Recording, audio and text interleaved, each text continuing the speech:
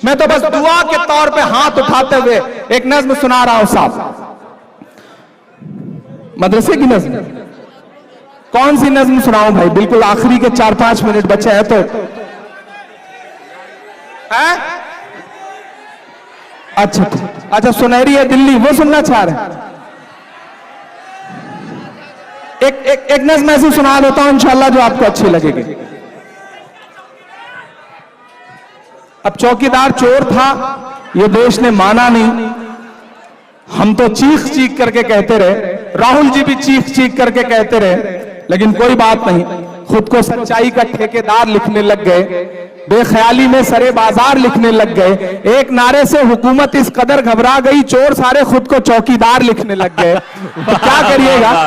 एक नज्म सुनिए, दुआ के तौर पे एक नज्म पढ़ के आपसे विदा लेता हूं कि मेरे मस्कन मेरी जन्नत को सलामत रखना। थोड़ी देर बिल्कुल खामोशी। ये जो एक बच्चा बिल्कुल अभी जो छोटा सा है, अभी अभी पैदा हुआ है, वो बैठ जा बेटा, तू थोड़ी देर बैठ जा, 5 मिनट बाद चले जाना, कोई बात नहीं, तुम बैठो। कि मेरे मस्कन मेरी जन्नत को सलामत रखना। पूरा हिंदुस्तान देख रहा है आपके इस मुशारे को, पूरे हिंदुस्तान की नजरें हैं आपके इस मुशारे पे। आप 25 करोड़ अवाम की तरफ से आपका नुमाइंदा बनके माइक पर खड़ा होकर एक नज्म पढ़ता हूं, पहुंचाना मेरी इस नज्म को अपनी तरफ से हुकूमत तक।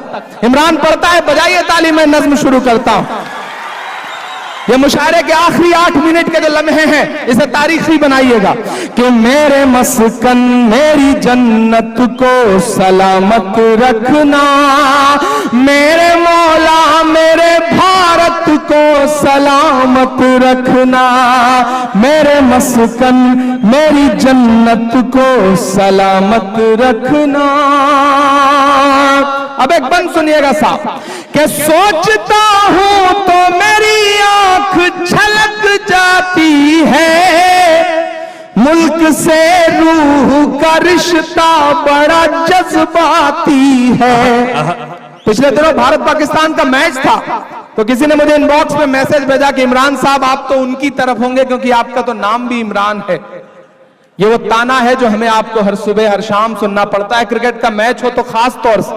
मैंने जवाब में कुछ लिखा नहीं, बस एक तस्वीर भेजी, एक तस्वीर जिसमें हज करने गया हुआ एक शख्स खाने काबा के सामने एक तिरंगा लेकर के खड़ा है। मैंने वो तस्वीर पलट के जवाब में भेजी और सिर्फ इतना लिखा कि हमसे वतन परस्ती का सबूत मांगने वाले मेरे भाई, हमने तो ऐसी जगह पे तिरंगा फहराया है जहां कदम रखने की तुम्हारी हैसियत भी नहीं है। तो ये मिसरे पढ़ता हूं साहब, क्या कहने कि सोचता हूं तो मेरी आंख छलक जाती है, मुल्क से रूह का रिश्ता बड़ा जज्बाती है। तैयार रहना नांदेड़ वालों, अब तक की सबसे बड़ी ताली बजनी चाहिए चौथे मिसरे पे। सोचता हूं तो मेरी आंख छलक जाती है, मुल्क से रूह का रिश्ता बड़ा जज्बाती है।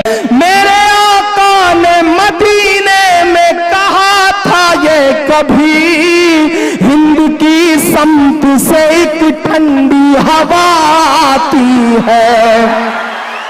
जिंदाबाद जिंदाबाद जिंदाबाद। मेरे ईमान की अकीदत को सलामत रखना, मेरे मौला मेरे भारत को सलामत रखना। और ये बंद सुनिएगा साहब, कि तूने नफरत का जो बाजार सजाया हुआ है, तू ये कहता है मुसलमान पराया हुआ है। चौथे मिसरे पे अगर कभी किसी लम्हे में वो जो हमसे कहते हैं कि ये नारा लगाओ, नहीं लगाओगे तो हम तुम्हें देशभक्त नहीं मानेंगे, वतन की मोहब्बत का नारा लगाओ। अरे मेरे भाई, वतन परस्ती का इससे बड़ा सबूत क्या होगा कि हम 5 वक्त सजदे में जब इस जमीन पर अपनी पेशानी रखते हैं, तो हम नमाज में भी इस मिट्टी की मोहब्बत को अपने साथ समेटे रहते हैं। इससे बड़ी वतन परस्ती क्या हो सकती है?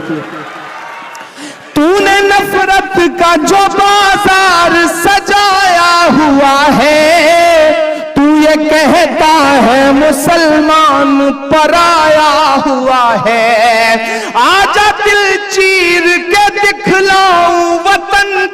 नक्शा, मेरा भारत मेरी सांसों में समाया हुआ है।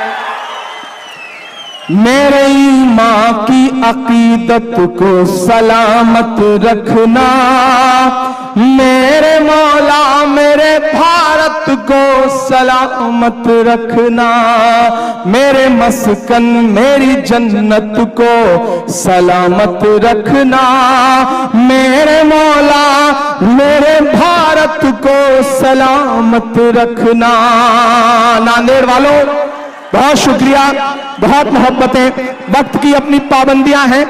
मैं आपसे वादा कर रहा हूं कि अशोक चौहान साहब जब भी आवाज देंगे छोटे भाई की तरह मैं उनके साथ खड़ा हूं इंशाअल्लाह। बहुत शुक्रिया, बहुत मोहब्बत।